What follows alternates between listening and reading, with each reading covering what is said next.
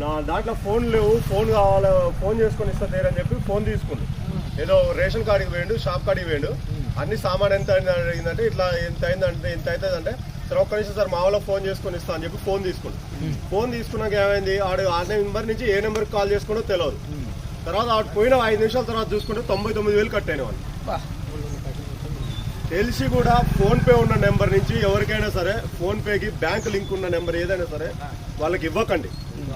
ఏది ఉంటే ఒకవేళ మీరు ఇవ్వాలి అనుకుంటే వేరే నెంబర్ ఏదైతే ఉంటుందో మనిషికి ఖచ్చితంగా 2 నెంబర్లు వేయాలి. ఒక నెంబర్ లేకుంటే అయితే ఎవరు లేదు. వేరే నెంబర్ నుంచి మాట్లాడేది, వేరే నెంబర్ ఇది. ఈ ఫోన్పేకి మన బ్యాంక్ లింక్కి ఏదైతే నెంబర్ ఉందో ఆ నెంబర్కి అస్సలు ఫోన్లు చేసి ఇవ్వరు ఎవరికి ఇచ్చినా. మొన్న అనుకోకుండా పిల్లవాడు సామాను తీసుకుందామని వచ్చిండు. ఒక్క ఫోన్ చేసుకొని ఇస్తాను మా వాళ్ళకి ఇట్లా డబ్బులు పంపి అని చెప్తా ఫోన్ చేసుకోను.